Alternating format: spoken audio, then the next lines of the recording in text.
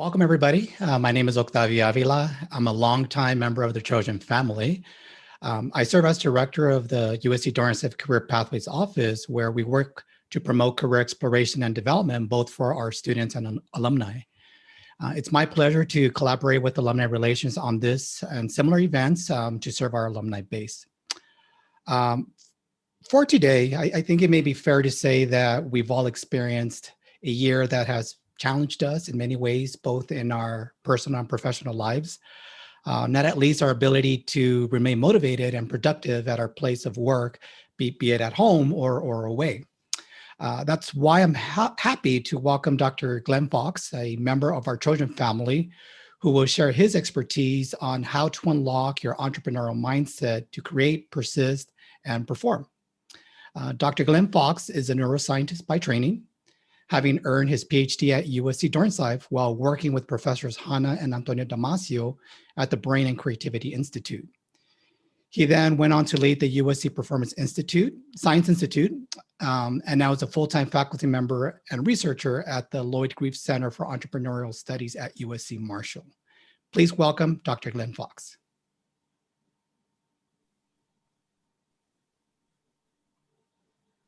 Thank you very much, Octavio, and thank you, Sarah, for the chance to be here. And thank you all for logging in. If I could ask one favor.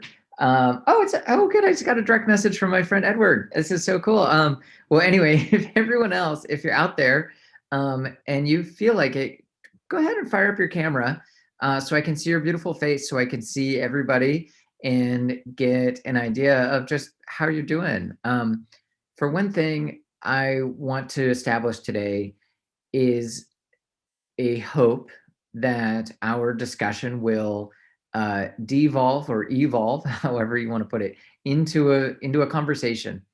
So maybe raise your hand if you hoped today that that you would see a long slideshow and yet another PowerPoint, and oh, I'm just going to share my slides. I'm seeing people shaking their heads like, so no, you did not. So let's use Zoom for what it's good for, which I believe is conversation. I think it's fine for that. And open-ended discussion. I think that's about what you can do. And you can get a lot of good learning in through Zoom. So if you can, if you're in a place and you're comfortable, turn on the camera, that would be great. I'm just thrilled to be here. Literally, I mean, like, I'm happy to be in the Zoom room, but I'm literally thrilled to be here. This has been a heck of a year. And I don't mean that as an exaggeration. To be able to say I'm thrilled to be here is actually quite a powerful statement to be able to say. To be here, to be upright, to have a laptop and a roof and a dry house is like pretty spectacular. You know, it's been a strange year.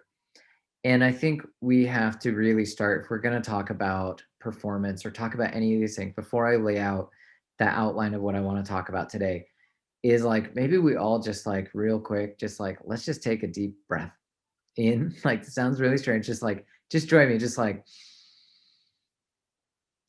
just take a deep breath, just real quick. Okay. You probably haven't done that in a while. And it's the first place we go. If you want, we can talk about the neuroscience of why deep breaths help us. So anyway, here's what I want to do. Let's lay out some goals. Today, I want to talk to you about the theory that I'm working on entrepreneurial mindset. I want to talk to you about that, about how we're talking about it in modern entrepreneurial theory. And in so doing, we're going to drive into a lot of neighborhoods related to the brain. So today, the things that are completely up for grabs that we can talk about are anything to do with motivation, habit, meaning, purpose, anything like that that has to do with our inner side of how we handle stressors is fair game.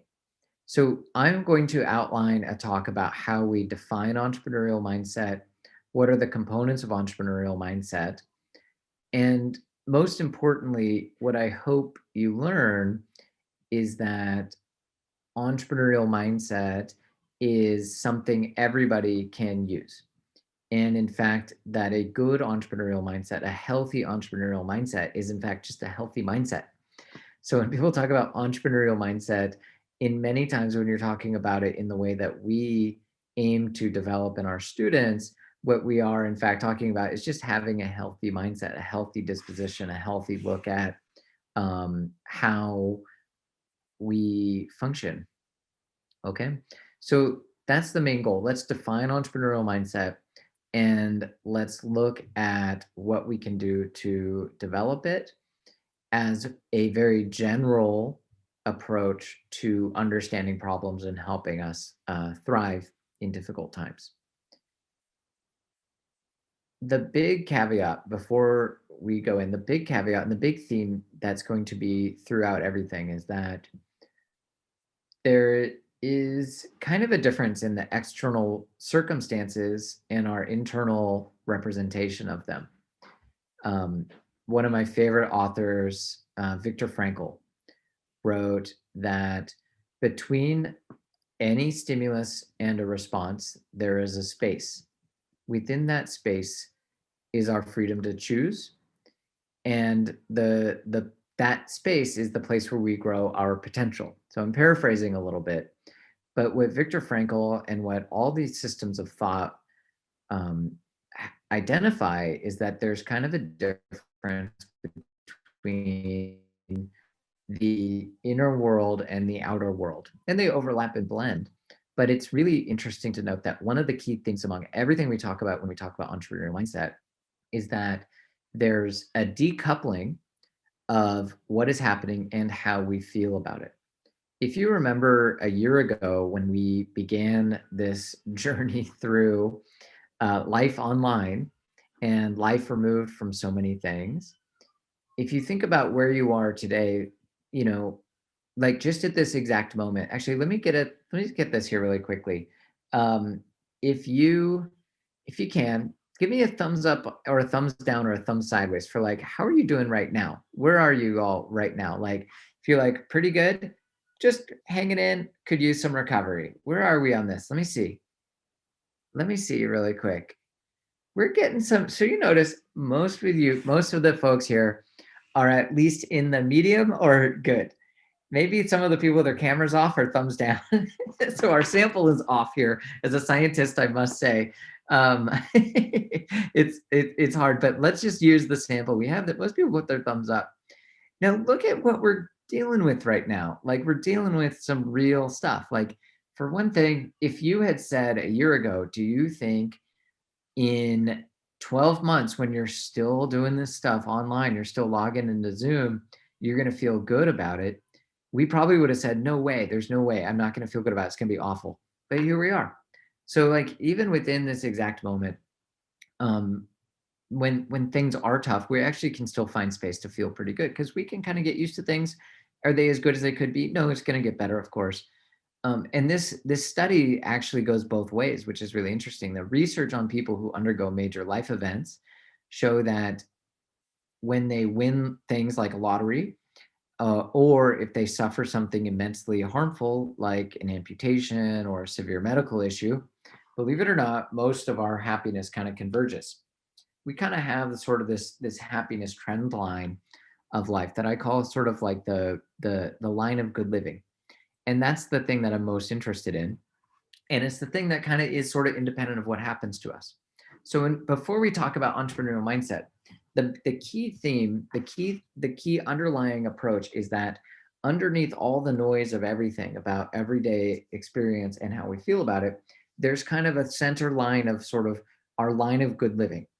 And it's about taking that line and sort of tilting it ever so slightly up so that every single day we can hopefully do a little bit better, be a little bit more prepared for the next thing, have a little better framework and a little bit better decoupling of our inner world from the outer world, meaning a little bit more skill at understanding that space between a stimulus and a response. That's at the core of entrepreneurial mindset.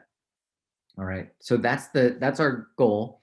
It's a lofty one, but when you actually embrace it, and when we become interested in our inner world, that's where a lot of things. That's when the research shows. That's when like amazing thing happens. When the research shows over and over again that emotion is not one simple thing. It's not a one-to-one mapping of what happens outside, what happens inside. So gratitude, for instance, it showed that your gratitude for something will differ depending on what you expected from the world. If somebody had $18 and they give you $17, you're going to feel very grateful than if they had $100 and give you $17, right? So everything matters, everything is relative. And that's what I'm talking about with this stuff. All right. So remember, when we're talking about entrepreneurial mindset, it's about that skill that we all are on of decoupling outer circumstance from inner world. So let me now talk about my theory, or more of a hypothesis about how entrepreneurial mindset works. So I am a neuroscientist by training. I got my PhD. I'm proud to say I got my PhD from USC about 5 years ago.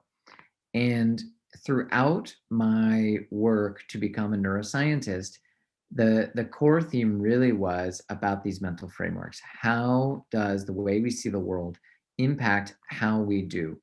How does the way we perceive our emotion change our ability to handle and generate emotion that can help us adapt and overcome? And through this experience, I have begun to apply it to various settings, and in particular, business. And business is a fantastic, particularly entrepreneurship, is a fantastic place to apply this because you have the full theater of human drama present in any founder's story. Is the complete story of the hero's archetype and everything else. And so when I started taking the neuroscience of well-being, the neuroscience of emotion, and I started looking for places where this could really apply to help people, entrepreneurship was a very natural fit because entrepreneurs have this natural arc of starting something from scratch, facing resistance, and having to adapt, overcome, and bringing people along the way. So as near as I can tell, there are three main components to the entrepreneurial mindset. Okay. Um, it has to do with our motivation, with the motivation underneath things. Is it based on only what other people will think of us, or is it deep inside? Is it the really the true motivation based on gratitude and optimism and purpose? Is it motivated by something that's bigger than us, that we want to solve a problem that's bigger than we are? That's a major predictor. The second component of entrepreneurial mindset is, are we good at things? So skill set, right? It's your skill set. You have to know what we have to know what we're doing. And we have to be able to have habits that lead to goals. And we have to have, mental discipline to show up and do the things we need to do. So we have the skills and expertise, right? You have to be able to be good at what you do, and we have to you have to be good at it. Like, it's simple. You have to develop the skill. It's not that you have to be born with it. That's certainly never going to be the case. But we have to get good at things. So in this bucket, has anybody heard of the 10,000 hour rule? Has anybody heard of that? Right? So it doesn't apply here at all. But it's that kind of thing. It's how we get good at stuff. The reason it doesn't apply is because the 10,000 hour rule really applies to simple tasks like hitting a golf ball, which is very hard, but you get immediate feedback. In this case, the 10,000 hours is really spent doing 50 million different things. So it's really how you get good at stuff. So that's really it. What do you do to set up our life to do better every single day? And then the last component of the three, the third one is commitment. It's going for it. It's actually the behavior of putting ourselves out there, and these things overlap, by the way. This is that bucket, that's that. These are sort of overlapping colors of the same palette. And the last one then is commitment. It's going for it. And that is the case of being able to understand fear, of understanding threat, of understanding risk, and building our risk tolerance. So the three components to review are motivation, skills and expertise, and commitment. If you want an easier way to remember it, I have synonyms for these. And my 3-part model of entrepreneurial mindset is heart, command, and lift. Those are the 3. Heart, command, lift. Heart, motivation. Command, command. Do you have the skills? And lift, going for it. So these 3 elements are also the same 3 elements you need for anything. Go figure. But they're very useful for entrepreneurs. And when we talk to entrepreneurs, we say, okay, which of these 3 are we maybe wanting to develop a little more? Which of these 3 do you think create friction points? And when you talk about it, you see they filter back in each other, right? They're not like, I'm only missing this one thing, because oftentimes that will go back to the others, and it's fine. That's okay. But it gives us language to talk about these things to begin with. Okay, so heart, command, lift. Those are our 3 things: motivation, skills, commitment. So let's talk about heart. So we heard the term heart all over the place, and believe it or not, there's not a lot of science of heart. It's such a bummer. I want there to be. I want to be this this person studying heart. But heart has a few components to it, right? And we all know it when we see it. You know what? We see it when we see someone who has a lot of heart. But let's dive into what the science is there. Let's talk about two of my favorite things there. First, gratitude and optimism. All right, gratitude and optimism. So we have heart, you have gratitude and optimism underneath it. And gratitude is probably it's actually, to be honest, let me just put a little parentheses here. You could throw this whole thing away and just focus on gratitude, by the way, and you're completely fine. If you want to say entrepreneurial mindset, anything, any of the work, really, the less you worry about outcomes and the more you focus on gratitude and optimism, the better you're going to do, period. Honestly, like, I'm over it with the word performance in so many ways. I think the word pursuit is a much better word. So we're going to start with the most important one, and then the rest of it, hopefully, just gives us some fun food for thought. By the way, as you have questions, you can raise hand or type in the chat. I will digress and fold everything together as well. So, okay, heart, command, lift. Let's talk about heart. So heart, our components of heart are gratitude and optimism. So in 5 minutes, let's do a quick tour of both of these 2 topics. So gratitude is the feeling we can have when we receive something that comes at some effort and fulfills a need. And when I talk about gratitude, I'm talking about the interpersonal gratitude, particularly the kind of gratitude we have when someone does something to benefit us, when somebody sacrifices something that can help us. That's really the kind of gratitude that I'm most interested in, and that's the one that I've been studying for the longest amount of time. When I was in college at UC Santa Cruz, I became interested in gratitude because I found that regardless of religion or philosophy, or pretty much like any major philosophical work on what constitutes the good life, gratitude was there. Gratitude is a core component of everything, ranging from the philosophy of the Stoics to the religion of the Maori tribes people, to everywhere in between. You hear about gratitude everywhere you go. And as someone who is really interested in what does the good life look like, gratitude became the most natural point of focus for me. So I tried to dive in to what the research showed. And in fact, it was incredible. It was so powerful. I saw that people who practiced gratitude had closer social relationships. People who practiced gratitude had more tendency to exercise. They tended to be more resilient. They tended to have reduced symptoms of physical distress. And the list goes on and on and on and on and on.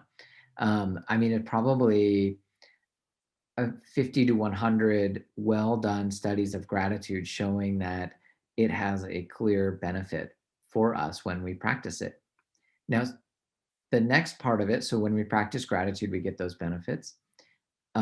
As well, people who tend to be prone to gratitude tend to have other important benefits, ranging even in some studies showing that people who regularly practice gratitude, or even positive emotions like gratitude, may even live longer than other people. So again, I found all these amazing things. So not only was gratitude really important for uh, for good living, but it even had a role in our body's health. That's where I dived in, because I thought, well, what is the point then? How does gratitude do this? How does gratitude do this? So that launched my study on the neuroscience of gratitude, which is what I did at Dornsife for all those years. And we found a couple of really interesting things. First of all, and I see a question from Saul. Hi, Saul. Good to see you. You could talk about entrepreneurship quite a bit. So good to see you, Saul. I'll answer your question in just one second. Cool. But wonderful to see your name. So what I found when we studied gratitude was that, one, that for anybody, when they experienced more or less gratitude, the instances in which they experienced more gratitude showed a lower heart rate. So we measured people, we put them in the brain scanner over there by CWG Mud. And we also connected them all kinds of heart rate and physiology equipment, also up in the 8th floor of Sealy Mud. And we had 150 some odd participants come in, and they experienced a range of gifts. And what we found was that the greater the gratitude for the gift, the lower their heart rate overall. And this was true of all people. This is the most interesting thing. We had people who were a little bit who were low on gratitude or high on gratitude, and they, regardless, had this lowered heart rate during the experiences of greater amounts of gratitude. The next thing we found was we put people in, this is a separate study, but we put people in the brain scanner, and we had them experience the same variety of gifts. And what we found was that the level of gratitude they felt when they experienced these gifts was correlated with activity in parts of the brain associated with interpersonal relationships. That the parts of the brain active during gratitude were actually really closely associated with those parts of the brain that are active when we connect with another person. And interestingly enough, these are the parts of the brain that are heavily connected to a lot of our stress relieving centers, so to speak. There aren't really centers in the brain, by the way, I'm just oversimplifying a little bit.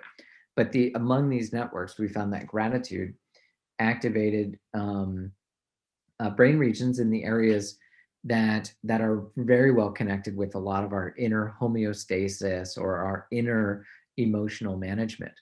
It was not that gratitude was just associated with happiness or just plain reward or just getting nice things. In fact, we actually saw that in terms of the brain, heavy levels of gratitude were probably more associated with pain, with not actual pain, but with that sense of vulnerability.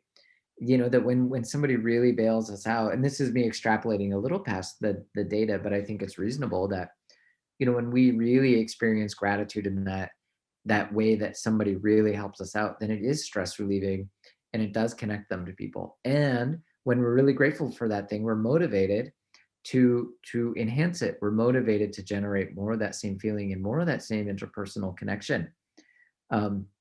So that's one of the most important things about gratitude is it's a deep motivator. When we're really grateful for something, we're motivated to protect it. We're motivated to enhance it. Gratitude is for motivating, and the experience of gratitude is actually helping us get rid of a lot of the threat of stressors and help us expand on what we see in the world, help us see more options, help us connect, and help us stay motivated. Gratitude is probably the most important motivator that I can find, particularly for individual people. So if there's one thing that we can practice today, it's noticing gratitude and noticing the moments when we can feel more gratitude. So this is a long-winded way of getting into Saul's question: how can we practice gratitude in an authentic way? Um, well, I don't know what it looks like for every individual person, what gratitude feels like. That's just part of the nature of human consciousness. That I don't know what gratitude feels like to Saul or to anyone else. In terms of practicing authentically, that's for each of us to determine. But the way that we can practice, insofar as we know what it feels like between people, is to write things down every day that we're grateful for. So simple, so simple. Write things down that we're grateful for. And if you do it once a week, you'll get just about the same benefits as every day. No, it's a no pressure kind of thing. Just writing things down. I just started a new gratitude journal. By the way, this is a charity I work with called the C4 Foundation.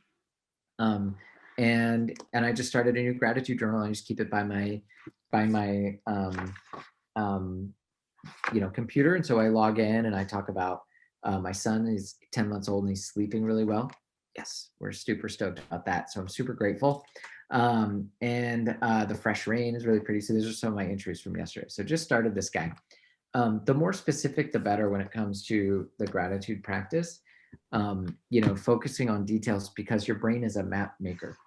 And the most authentic way you can do it, Saul, is to create that full network, that onrush of emotion that we can when we experience gratitude. So focusing on really good, really crispy details about the things. It's the sound of footprints, the pitter patter of little feet, et cetera, et cetera. The more detailed you are, the better the map will be of your brain that will trigger that emotional response. And the caveat to that is, of course, just try it out and mess with it. Maybe it's enough to say I'm grateful for the earth keeps turning and I'm still here. And so that's a big thing. And if you're like, I feel good about that, then rock it. Believe it or not, there's actually no real science for how, or it's not, as far as I know, it hasn't really been investigated if we should be big, little, whatever, small things. Most of the research on gratitude just has people write it down and it doesn't look too much at what they do. So I'm reporting here from my own experience that the more detailed, the better, just because of how I think the brain is handling it. But there's not really a wrong way to do it. The only wrong way to do gratitude is to feel pressured to do it, or to feel indebted, or to feel bad for not being grateful enough. That doesn't work very well. So just practice very lightly, just a real light touch. Like this isn't, we're talking about big things, of course, but like really practice having a light touch with the things we're grateful for. Just a light touch with it, if that makes any sense. So no pressure, no guilt. I was raised Catholic. I know a thing or two about gratitude related guilt. Cesar says yes, he knows the deal. We all know that one.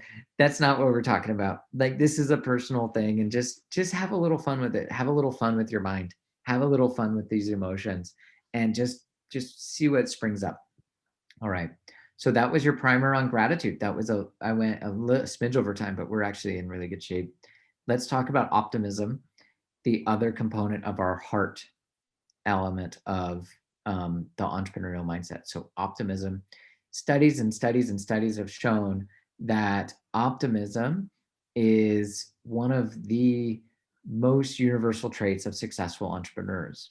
Now it's a little retrospective, and the science there is not, it's good, but it's good enough, but it's not amazing. But I think when you combine that with the psychological research, you really have a potent combo. That optimism may actually be a bigger predictor of better health and well-being than gratitude, believe it or not. And it pains me to say it. It really hurts because I'm a gratitude fan first and foremost. But it turns out people who are optimistic may actually experience even greater benefits. I mean, they all go together, by the way. Gratitude and optimism are totally correlated. So they're not necessarily independent, but they have different kind of recipes, so to speak. So optimism, when we talk about optimism, the thing we often hear is people say things like, well, I don't have rose-colored glass. I don't look through the world through rose-colored glasses. I'm not a glass half empty, glass half full kind of person, or whatever. I'm not naive. The most common thing people associate with optimism is denial, right? And people talk about optimism, Now that's fine. That's how people talk about it out there in the real world. Okay, I get that. But in research, we talk about optimism in a much different and more precise way that I think really helps us understand human motivation much more. So in science, though, when we talk about, so forget everything imagine you've never heard the word optimism, okay? And let's define it fresh the way we do in science. Um, Optimism is quite simply the belief that we can make a better future, right? It doesn't mean denying that things are bad right now. It's a disposition that we can take action now to make the future better. It doesn't mean things are great when they're not. It doesn't mean you're the dog in the room that's on fire saying this is fine with your cup of coffee, right? That is not optimism. That is just denial. That is not very useful. Optimists, this amazing study um, was done with people who were going into the doctor to receive very bad, very tough news. Okay. And they measured their something called their life orientation scale, which is the fancy way of saying optimism for scientists. But the optimism scale is called the life orientation scale. And they did this thing before and after they went into the doctor to get some bad news. So they found people who were all going to get about the same level of news from the doctor. Not, life threatening, but not the worst news, but bad news, right? Like tough stuff. And they found that the people who scored higher on this optimism checklist actually, or this optimism scale, the people who scored higher, quite amazingly, did not, they amazingly had higher recollection of what had, so they took the scale, they went to the doctor, and then they came out and the researchers interviewed them. Okay. The people who had the higher optimism had greater memory for what just happened. They had lower denial about what they had. They had a clearer understanding of what their doctor said. They had better memory of what the doctor told them. And they had a greater belief that they were going to kick its butt, right? But the belief came from them seeing the things that they had to do so. As a result, they tended to do better.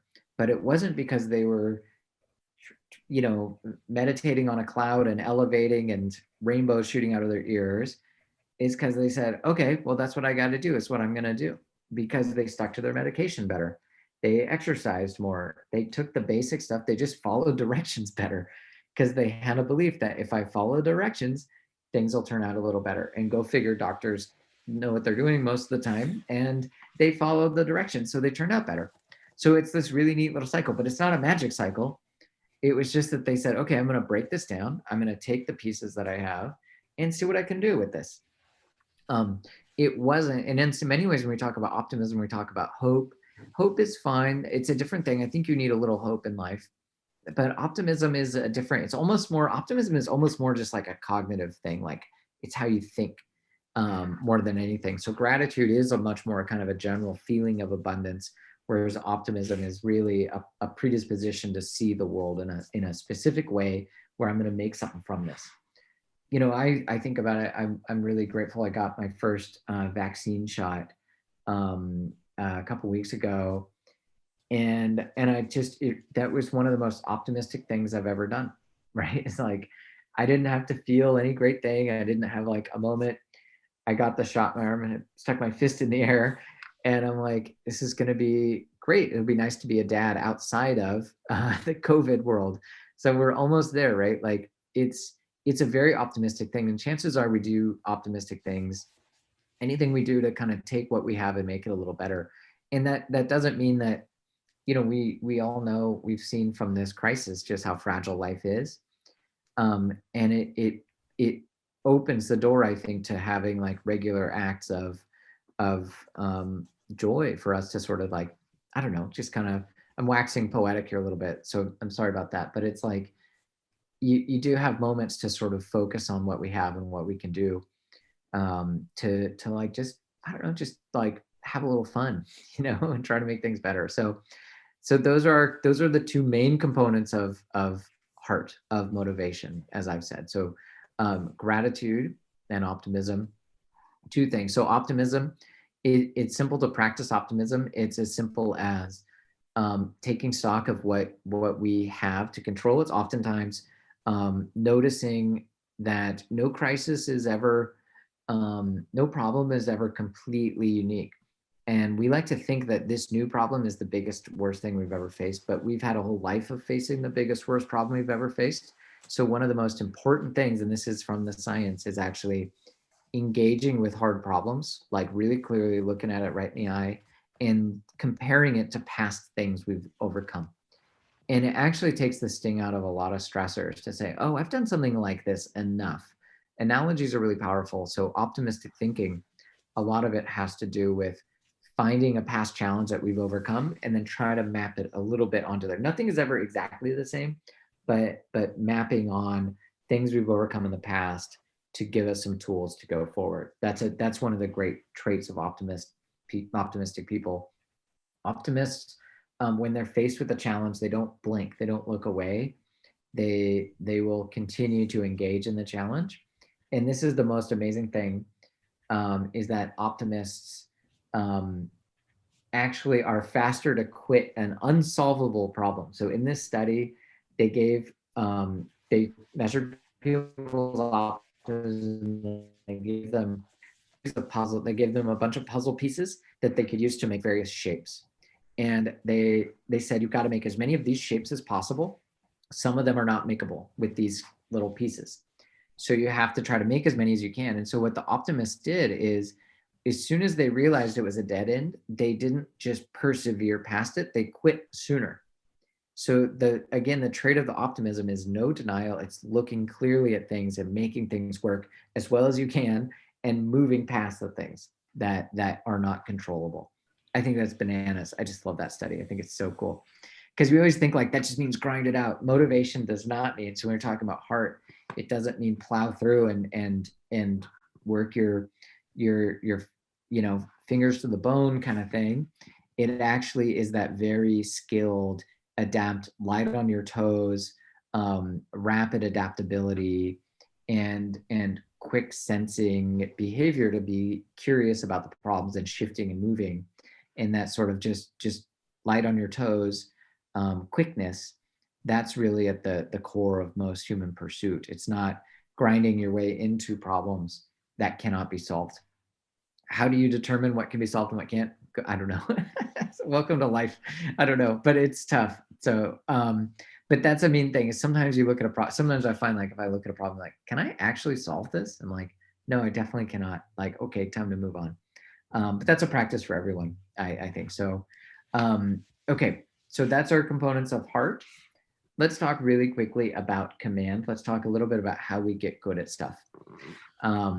So with command, the way we get good at stuff in entrepreneurship, in entrepreneurial, to build this sort of entrepreneurial mindset, the data show that entrepreneurs, the chance of a successful venture increase over time. They increase as we get older, and they increase with the number of companies we start and fail and things like that. We have this terrible we have two terrible archetypes when it comes to thinking about entrepreneurs, particularly. I don't know if it's universal, but at least in our country, this is true. The two worst archetypes. One is that entrepreneurs are born and not made. That's completely not true. There's no data showing that. It is showing that an entrepreneur can be made from just about anything. It's not magic. It takes a lot of work. There does seem to be a few things like optimism that can really help an entrepreneur, but there's no dividing line between these people can be an entrepreneur and these can't. Just about anybody can become an entrepreneur, and anybody can become more optimistic and grateful, etc. So the first myth, get rid of this one. Entrepreneurs are made, not born. And I'm kind of paid to say that, I guess, as an entrepreneurship faculty, but whatever. Ignore that part. But it's definitely true. But the data back me up on that. And then the second one, which has to do with how we get good at stuff when it comes to entrepreneurs, is that we have this myth of the young entrepreneur fresh out of college wearing a hoodie, and that the older you get, the less likely you are to be successful as an entrepreneur. And that's not true either. There's a lot of ways to define entrepreneur as well. There's all the way from the like crazy startup, create a new market, like really traditional, starting something from scratch, a new product, a new market. But then there's also the person who starts a dry cleaner on their corner, and they do it a special way. They differentiate. They have a value proposition. I tend to be pretty generous about applying the word entrepreneur. Some people in our field are not, but let's just assume anybody who wants to undertake starting a new business that has a unique value proposition. Um, it's like anything, the more experience we have, the better we get at it. And in the entrepreneurship world, it's pretty clear that people who have a wide variety of experience are also more likely to be successful. So with our students, I think we have a wonderful range of folks here, but speaking about the undergraduates right now that I'm lucky enough to work with, a lot of them get really worried when they don't have exactly what they want to do written or chiseled in stone yet. Oh, if only they knew what they're about to go experience. But they they they just lighten up when I remind them that like a lot of the greatest successes, most successful people, the reason they're able to be successful is because they've tried a lot of stuff, and never fail is the wrong word. I don't like that word very much in the sense it gets thrown around incorrectly, because failing sucks. It's very painful. When people are like, it's okay to fail, like, yes, of course it's okay, but just know it's going to hurt, and you have to be resilient. So I don't take the word failure lightly, but the people who've had a lot of different exposures to a lot of different skill sets and then can put various things together tend to have better luck in the entrepreneurial world. And of course, anybody can kind of do it, but I think it's a really nice little piece of internal forgiveness to say, like, we don't have to know, no path is carved in stone for becoming a successful entrepreneur. A wide range of experience is tends to be more predictive of success in an entrepreneurial venture than just getting a bunch of civil engineers who've built nothing, who understand nothing but bridge stress tests. That crew needs to open up a little bit to improve their odds of success. Even though you might think the experts only is the way to go, having a wide range of experience is really important. So that has to do with the way we kind of follow our passions, follow our interests, and to build that set of command is the other skill is to really take stock of the skills we have and look carefully at the things we've done that have built specific skill set. Now, if we do have a specific skill to keep in mind or a skill to learn, the best way, if you want a great resource on this, my friend Martin Grunberg, not a Trojan, but nobody's perfect. Just kidding. He has this book, and he's a great writer on habit. I don't know why he's not. There's a lot of really famous habit writers. I don't know why Martin isn't more of a household name, because his books are great. And he has this book called Habits to Goals, and he says it's a really simple thesis: is that the best habits we have are there in support of big goals. And it's just like really pragmatic. He has an approach. He's good. I dig the guy, I really do. So this is all his idea, but the idea being that striving for a big goal, to break that goal down in terms of the habits we need, is actually the best way to build habits. So I don't know about you, but during the quarantine, who's put a little extra pressure on themselves to eat right and exercise, and you think, well, I don't have to go outside, I have tons of time for this stuff. Anybody there with me on that one? And like, it doesn't work that great. Like, what's the goal there, right? Like, I don't know. And health goals are kind of weird. I'm not a huge fan of health goals per se, but I will say that having those the habits that lead us to different goals will help a lot, apart from having a habit for a habit's sake. All right. So part of that command component is sort of understanding that a range of experiences leads us to a better probability of success, and that setting up habits in pursuit of bigger goals is really important. All right. So review: heart, gratitude, and optimism, both things we can practice and develop. command, right? Range of skills, be curious, learn a lot about a lot of things, and apply a lot of challenges across different domains to different problems. So lots of big experiences are really good.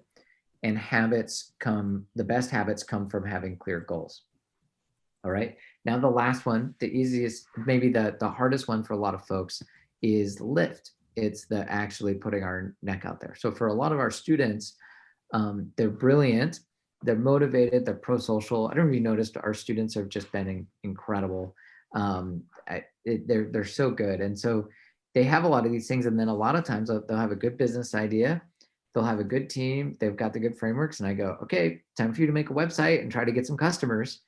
And they're like, well, I just need this, that. No, I was going to do this, that, and the other thing. I'm like, no, you like, you're fine. Your business model is going to go get blown up in about an hour anyway, as soon as you have a customer.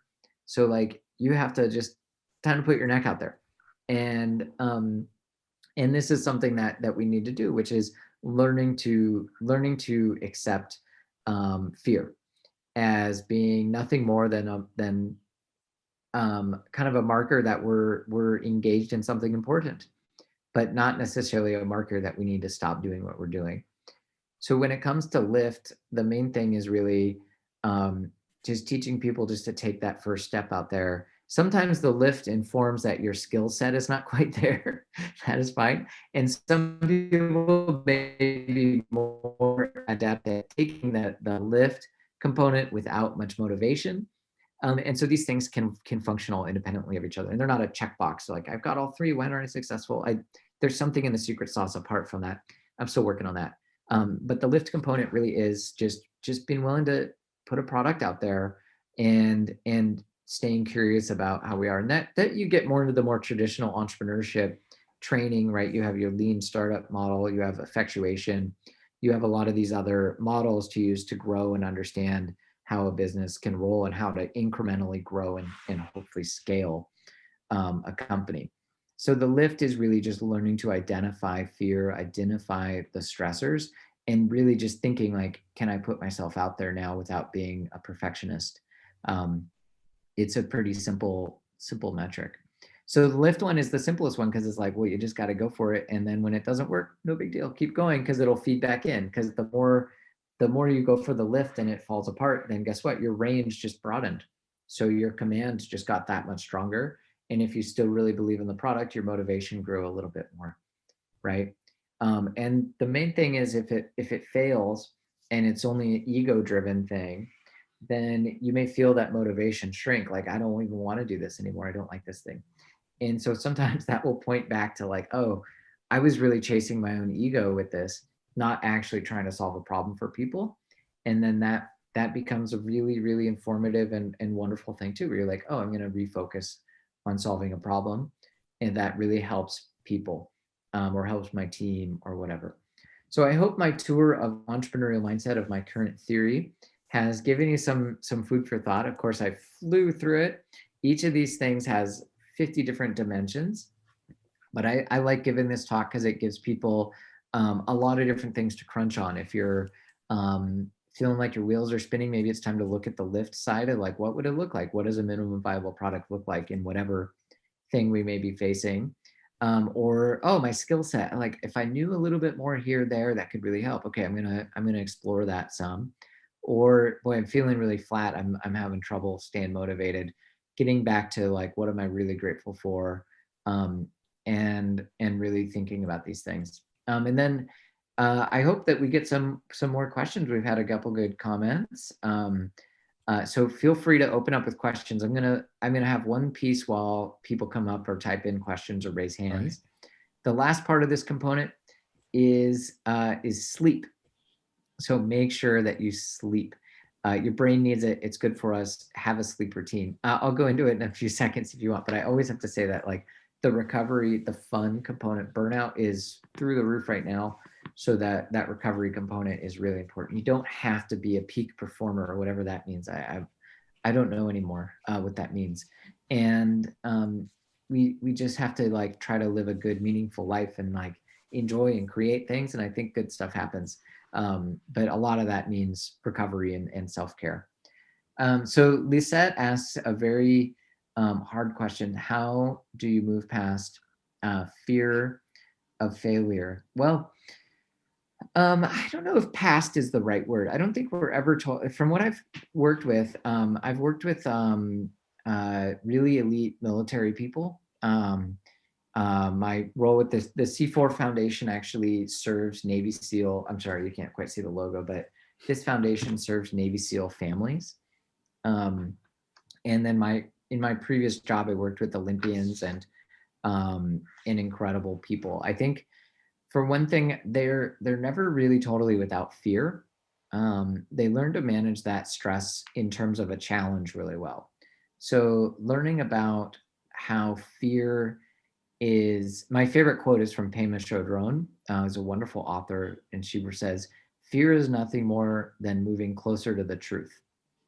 And so when we learn to label fear, we name it to tame it. So if it's a fear of failure, to say, I'm not doing this because of my fear of failure, then the problem is mostly solved. When we're saying, oh, I'm worried I'm failing, that's why I'm not going past this. Well, great news. That's great news.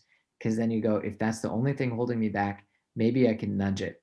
There's ways to build into your command system. If you have a team of people saying, you know, Lisette, it's going to be due on that day, whether you like it or not. And guess what? Your fear of failure is going to have to take a back seat to lost opportunity, to other things when people are holding you accountable to it. So there are quite a few things. One is name it to tame it. Two, build a crew that can help you with it. And C, just try to stay curious about failure. Try to stay curious about these things. It's very easy. Failure is terrible. It failed many times. It makes you gun shy. I think it's just a lot of self-kindness, a lot of self-compassion can go a long way there. I hope that helps. There's not an easy answer, but just be really nice to yourself, and that will actually give us a little bit more bandwidth to handle things when they go sideways too. It's a natural thing. We're all there. I'm there with you. It's everybody, but continuing on anyway. Okay, we have awesome questions here. Difference between optimism and hope. So Susan, this is kind of an open debate right now. What's the difference between optimism and hope? To me, so you're only just going to get Glenn's interpretation, not even Dr. Fox. You're getting like Glenn. But to me, hope is really a feeling. Hope is really, really a feeling of things. It's more an emotion. And to me, optimism is really a way of thinking. Optimism is really a way of thinking. I think we all need to have a little modicum of hope, but we don't want it to be blind hope. I don't like to have blind hope. I try to really go, okay, you know, I really hope things happen. Like I feel like hope is a great motivator. I think when we lose all hope, I actually think great things can happen when we give up all hope, to be honest with you. I think great things happen when we kind of give up, but that's some scary stuff to try out. But to me, when I've given up hope, like, I don't know, somehow it just frees me up. I can't explain why, but when I give up hope, it's like, oh, so much better. So I don't know, but there's some Buddhist thought on that, by the way. There's a lot of Buddhist thought on like to move forward, give up all hope, but it's a tricky one. So I would just say the difference to me is that hope is much more about a feeling. Optimism is much more about kind of cognitive framing of things. I hope that helps a little bit. This is great, Glenn. I'm glad how you're addressing the questions. I'm capturing a few questions as well, but if you see one that catches your eye, please feel free to address it. Okay, great. Oh yeah. So I was just kind of scrolling through the list. Is that all right? Octavio? No, that's good. Okay. Yeah, that's they great. All look great. From Yoon Choi, what book or articles? Good book, actually a really good book came out. A friend of mine named Stephen Kotler just published a book called Art of Impossible. It just came out. I think it's hard to get a hold of, and it's I think it's really good, actually. I think it's not good enough about the good life. I think it should focus more on the good life. Most of the performance literature is like it falls into the same problem that like if you do enough you're gonna feel great. And his book, what I like about Stephen, he's like, this book is not about feeling good. This is a book about accomplishing stuff. And he's like, if you want to feel good, I don't know, this is a book about accomplishing things. So I like that he doesn't pretend that those are the same thing. So Stephen Kotler is a great author. He's a bananas guy. He's a good friend of mine. I think I love the book Why We Do What We Do. by Edward Deci, Why We Do What We Do by Ed Deci. And then that's a fun one. That's a great one. Every business leader should read that book. That's like the first book you should read. If you want to start a business, read that book. It's written by a real scientist. Ed Deci's like a senior super duper science star. Like he's on another level. So I would do that guy. I also heard with fear, pretend you know how to do it. Yeah, I think acting like you belong can help, but I think just curiosity is really the main fear antidote to me. Children are major in neuroscience. What textbook should I start exploring? Read my advisor's books. Read Antonio Damasio. He's a dorm sci professor. Read any of his books about feeling in the brain. They're a little dense, but they can get through it. Those would be great. Yeah, I would try that. Try that one. It's not really. It's halfway between a popular book and a textbook. But when you read Antonio's books, you can read any chapter you want. They flow in order, but start with Descartes' Error. It's a good one, but just read and skim and work with it. It's a hard book, but they'll love it if they get it. How do you know when you should, from Jacqueline, how do you know when you should keep developing new skills in different areas versus when you should start focusing on a specific area and find your thing? I'm trying to think of some research on that. I would look at David Epstein's book called Range for that.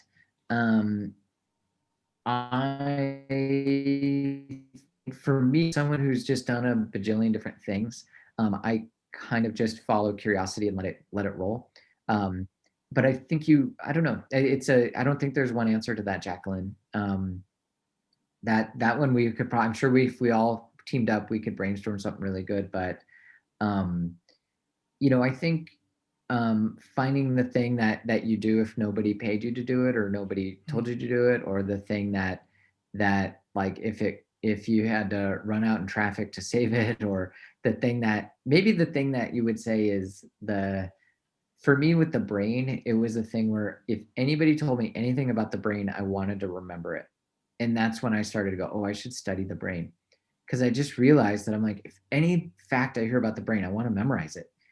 And that's what drew me to it. I'm like, well, that's cool. Like that, I'm so lucky. Like I realized that was at the core of everything.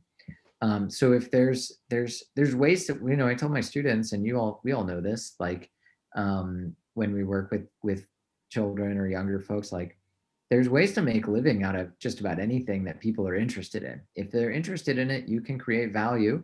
The role of every business is to create value. So there's ways to do it. So focusing on the things that if we're still interested in just diving deeper and deeper and deeper, then I'd say just keep going. But I would say in spite of it being like range being an important predictor of performance, that doesn't mean if we really want to dive deep into something, we shouldn't. You should not distract ourselves from something if it's working, but you have to turn that expertise into something or find the other people to complement. I don't know, vague answer. I'm sorry, Jacqueline, but I hope it helps a little bit. Glenn, there's been we're right about there. Yeah, no, this has been such a phenomenal conversation.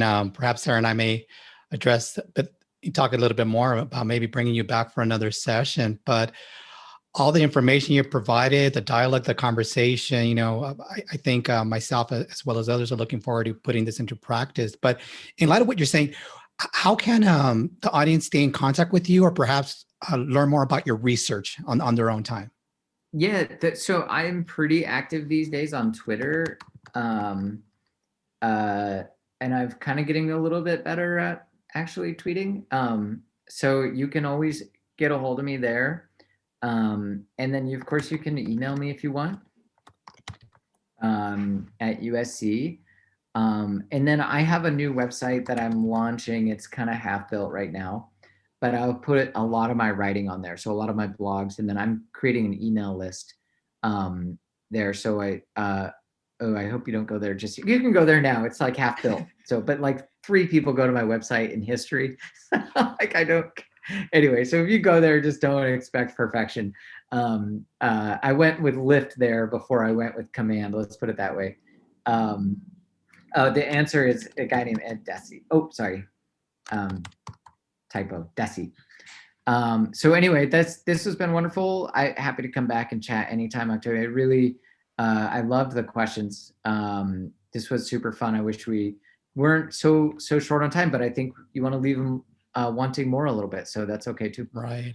No, thank you. Like you said in the beginning, this is just scratching the surface. In each section we could really discuss volumes of information that's provided. But thank you very much for giving us of your time. We're so fortunate that you spent a whole hour with us and lending of your expertise and research.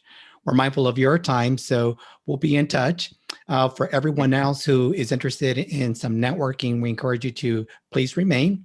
We're going to go ahead and have a chance to network and meet other fellow Trojans. So with that, thank you very much, Glenn. And Sarah, I turn it over to you. Thank you, guys. Thank you very much, y'all. Keep in touch and we'll talk to you soon.